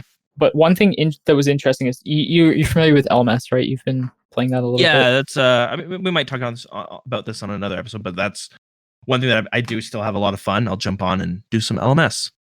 Right. So apparently LMS, there was a huge update probably just before January, maybe in December, where they started adding new rewards. There's the Ordinate Mall handle, if you remember that. Everyone had the same loadout, and there was just a lot more people started to play LMS. They changed it quite a bit. And that entire project was like one of those FAP time projects by Modrock. Cool. So he basically did it by himself on his own time. And if you compare it to something like the Twisted League that had 20 plus creators working on it, it's just obvious. It's just very clear that Jagex cares more about PVM, and we all know that's true. Yeah, definitely. A little bit more attention to another like Laren's keys are kind of a joke. They're just kind of a slapstick band-aid fix to something to Wilderness Slayer that's essentially dead at this point. It's good for points and like Slayer points, and that's basically it. There's no money in it. There's no like high risk, high reward. It's just like you go there to get points if you're any account. That's basically it. Yeah. Okay. Interesting. Anyways, there's a disparity between the two, but I'm sure we'll get into more Bounty Hunter 2 is like arguably even worse than Bounty Hunter 1, which was hilarious in and of itself. Is that what we have right now? No, Bounty Hunter 2, I even think that's been removed at this point. We're back to like the original. Yeah, it's still a complete joke like 9 months later. So wow, there's lots to talk to you about that, and I'm sure Magpies would be interested to say a few things too. Yeah. What are your thoughts looking at it? Just from, I know you have been away for a while, but what do you think about Bounty Hunter? It's so hard because like back in the day, like when I 2005 era, it was like PKing was what I was like building my whole account for, and it's what I loved. And even when I came to old school RuneScape, my whole account was built around being PK ready, like 70 defense, 52 prayer, 99 attack, 99 strength, everything. But 70 defense is what I kept it at. And then I decided, fuck it, let's go for 99 defense. And part of it is just it's the same reason I don't play FPS games, like first person shooters. I used to be good at it, probably back when the skill level was a lot lower, and now when I try to do it, I just suck compared to everyone else, and it's like kind of frustrating. Yeah, the barrier for entry in PKing is pretty high, but I think LMS is doing something to even that ground a little bit. It is. I've noticed myself getting way better. Before, when I first started, I would get my ass kicked every time. Now I have made it. I haven't won yet, but I've made it to second place a few times. And then I always get outclassed when I get there, but I can get there. So that's saying something. Much better than the only other viable way to get into PvP is to make a baby pure and head to the G in a PvP. And even then, it's like, it's tough because you mess up or you time it by just, you're off by a second and you get Gmail spec'd and it's done. You're game over. You're dead.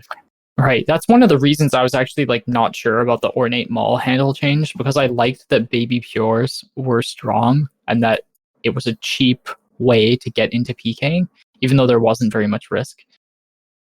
It was hard because I mean, I still have like the urge to build. I love making accounts, like PKing accounts. And then I suck at PKing because the Gmail and other things, the KO potential is so high. And sometimes you get killed and you're like, I didn't even have a chance. Yeah, I know what you mean. But I know back in the day of pure PKing, a lot of it was like DDS specking, and like you still relied on like some luck of getting high hits, but it was like the G mullet, it's like brr, you're done. Whereas the DDS spec, it's like spec, and you're just trying to out eat it at that point. Like, and then you can get KO'd. It's I don't know. Anyways, point being is that I do enjoy the PKing in this game. I think it's like one of the coolest. It was one of the more intense PKing or PvP and other MMOs, and like the inherent risk of losing your gear is what makes it so much more intense. So I want it to be good. I don't know how you would do that though. Yeah, there's better people than us to discuss how to make it better for sure. Yeah, I want it better, but I don't know what better even means. It's just yeah, I think with the wilderness, like revs obviously are flawed, but the idea behind them is that it's a high risk, high reward place, right? It's become very degenerate there, and obviously there's clans locking down worlds and stuff. But I think at its basis, it's a fine idea where you have high value monsters that drop good stuff, so it attracts PVMers, which attracts PKers, which will in turn cause PKers to fight each other. But I think it's the community that really ruins revs. I don't necessarily think it's them that's the problem. They're obviously a little bit too overpowered. But. Yeah, for sure. I think it's the gap between like when you face somebody who's good. Like obviously, if you're good, you should be able to outclass people, and that which is what motivates you to be as good as them. But I think like maybe it has to do with the mechanics. There's certain things that you're at a disadvantage. One thing I've noticed with Last Man Standing is that I like to play RuneScape full screen. Yeah, me too. Yeah, it just looks better and it feels like an actual game. But I am at a severe disadvantage when I'm not playing in like the smallest screen possible, because I'm constantly having to click Ice Barrage and I'm missing, or it's like too far to click. Like it's just too much mouse movement. And it's such a stupid thing, but like having to move across my whole screen versus like 25% of the screen with a smaller, it's just right. And I think we could like follow the sort of guidance of other competitive games like League, where there's a ranked system in something like LMS. But I just don't know if we have the player base to support splitting us up even more. That's where the sort of downfall of that would be. Yeah, it's true. And like Last Man Standing is cool. I would love if we had a rank system of like even I'll say this, I mentioned this way back, but I wish RuneScape had arenas the same way World of Warcraft. You ever play World of Warcraft? I played Classic. Yeah, okay. Did you ever play like the arenas there? A little bit, yeah. I just gotten into it. So I used to get like I love the arenas there, but there's 3 different types of arenas. There was 2v2s, so you and a partner would face off, 3v3s, and 5v5s, and they all had different like strategies and stuff. Like I wish they had something similar for RuneScape, and then you'd pair up with people of similar ranking. So I wish they had like 1v1s, maybe a 2v2s, and like a 5v5, like something like that. Yeah, that would definitely be super interesting. And LMS is pretty hot right now because it's the best in slot place for Iron Men to get their rune pouches early game. Yeah, okay. So there's a lot of like, I would say like newer players to PvP joining those lobbies. I would say like half the young irons in our CC have done LMS to get their rune pouch. So I'm sure they'd also have some input on how to make it a little better. Yeah, it's tough because like you said, you don't want to split up. You want to bring more people into the PvP community. You don't want to split up what's already there. So, I mean, yeah, Last Man Standing does a great job bringing people in because even if you suck, you're not losing anything, and you still gain points just for being in it. So, right, which you can spend. Yeah. I guess we'll be revisiting the PvP update down the road, but for now, let's move on to the final dev blog, which is poll updates, bounty hunter rewards, and the welcome screen. A little bit smaller dev blog here, January 29th. So first things first is the Phoenix recolors. The Phoenix pet that you get from Wintertodd, you can now recolor with firelighters that you receive from Clue Scrolls. Looks like there's 5 different colors: green, orange, blue, purple, and white. As a man who just got the Phoenix, what do you think? Yeah, it looks pretty cool. It seems like a way just to give the firelighters purpose, but I mean, I guess it does work. One thing I thought was cool about like some of the pets is like with the Chinchompa pet, how you can make it morph between red and gray Chinchompas, but there's like a 1 in 1,000 chance of it turning yellow. Yeah. So that's kind of cool. But at the same time, though, I guess it being so rare is like you'll never change it back once you get that. Yeah, baby. Yeah, I think it's cool though. I like having different colors. It just makes it more fun. Yeah, it's been a push. We'll probably get into more updates later, but a lot of the skilling pets have morphs now on them. Yeah, some of them more challenging to obtain than others, which is a thing I have an issue with. It's not very consistent. But yeah, I do like this one, for example. But you can just go to the G and buy them, right? Like, let's say you only thing you have is 99 fire making. You just go and buy firelighters, change your pet. Sure. Which is kind of nice. It doesn't actually make it challenging, so I would prefer it a little harder. On an Iron Man, I have 500 clues completed on my account, and I only have 158 firelighters. That's my highest stack. So I don't think it would be possible for me to get a recolor of the Phoenix until later. Right, I should mention it requires 250. Okay. Wow. Yeah, they're oddly inconsistent. So something like the Rocky change is just like a red berry or a white berry. Like you could literally get Rocky on a man in Lumbridge and then run to Varrock and recolor it with the red berry. You know, that's the thieving pet. The raccoon. Yeah, that's the raccoon, the thieving pet. Right. Okay. Or something like the squirrel, which we'll get to later. It comes out with the Hell's Sepulchre. You have to spend like 50 hours to get the squirrel recolor. So it's a huge disparity. And I'm not saying I think it's cool to work for something unique like a skill change, but you've already like worked pretty hard to get the pet. Yeah, that's lucky. True. So I don't know. Weird. Probably somewhere in the middle is the real happy medium between too easy and too hard, but those would be the extreme examples. Yeah. Honestly, the Phoenix is probably right on the money. Yeah, it's like he's right in the middle. Even with like the mining pet, you just go mine the rock. I think you just mine the rock and it turns into that color. Right. There's the one of the pets that doesn't have. So the farm. We may as well talk about them all. The farming pet, you can just use a bunch of different seeds on it, so it's kind of like Rocky. It's pretty easy to switch to whatever you want. Mm-hmm. But the heron doesn't actually have a metamorphosis yet, and I've heard people saying some interesting things. So I saw this one post where it was changing the heron into a blue heron, but to do so, you would just use a cod. So that would just buy it from the G. So that was pretty cool. Other people have mentioned things like, do you know the like giant big bass and big shark and stuff like that? The sort of like grinding for those and then using those to metamorphosis your pet.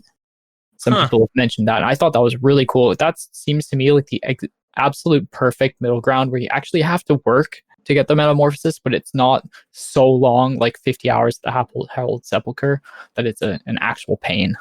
Yeah, for sure. Yeah, and some people just have them like me. I have a few of those in my bank because they're unique, and I'm like, yeah, I'll keep it. Yeah, they're sweet, right? And it's something that it's content that you'd probably never do. Go and fish bass. Yeah, But definitely. here you are with the pet trying to get a recolor. It's kind of interesting. It is. Yeah. That's all I Well, have to say about pets for now. Well, we'll move on in the meantime to the next update. The Explorer mode. You can now unlock the Explorer mode for completing 600 beginner clue scrolls. Yeah. Every clue scroll has a little thing to unlock. 2 of them are emotes, and the rest are equipped things, right? Yeah. Have you done beginner clue scrolls? I've probably done 1 or 2. I always drop them. I didn't even realize this was a thing, so I'm going to start doing them now. I just think they're horrible. They're harder than like easy and medium clues because you have the stupid coordinate steps, like a master clue. So you need the little orb, and it's like a hot clue, cold clue. Right.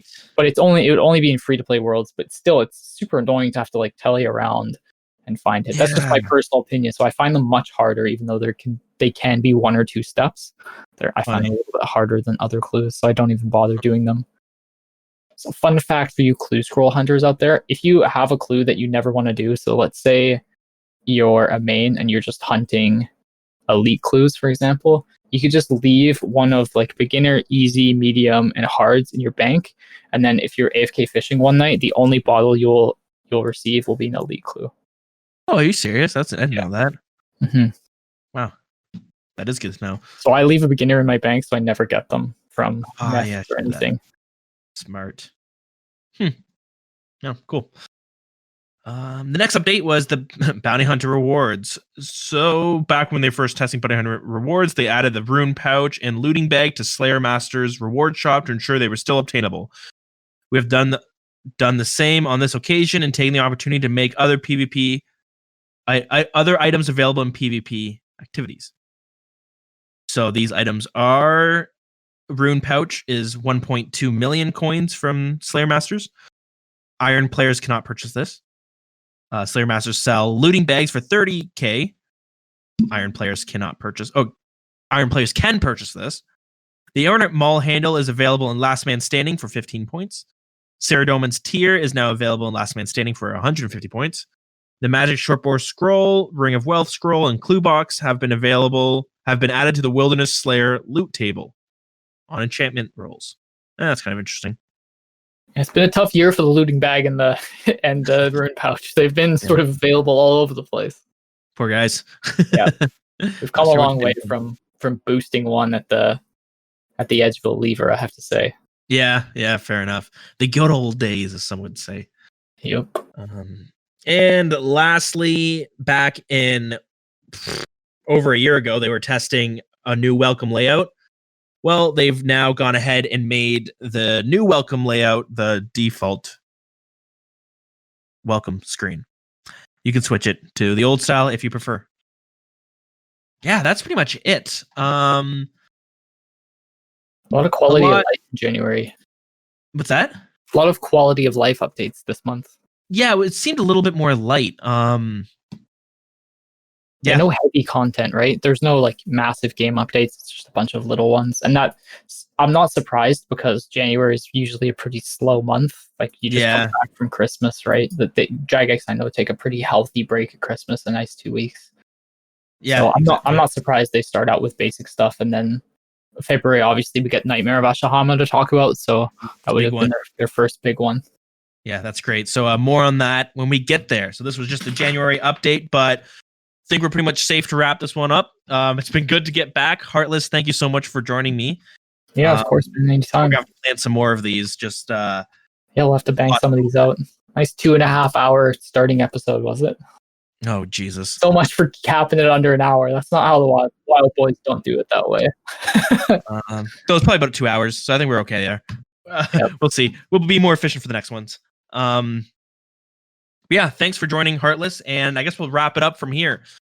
I'm not going to go through that old housekeeping that I normally did because I don't want to. I've slacked enough on the Twitter and the email as it is. We'll open that can of worms maybe once we get caught up on all the updates. But if you have been supporting us over the few months, I thank you guys so much. I don't know why, but I appreciate it. we did have some server costs, so I mean, it did help a lot there. Thanks for everyone who did continue doing that, and we got more episodes coming out. I've been scheduling a few over the next few weekends. Yep, come check us out at our Discord and Wild CC in game, because we have a super vibrant community, despite not having podcasts out for like 8 months. So I know, I was so when I logged in like March, I was like, holy shit, there's still people here. What's going on? Yeah, we have a great group of people, lots of PVMers, lots of new players too. So yeah, that's badass. So yeah, come hang out Wild CC if you're not already in there. Yeah, I guess that's about it. We'll catch you next time on the February update. Yeah, farewell. We'll see you then. see ya.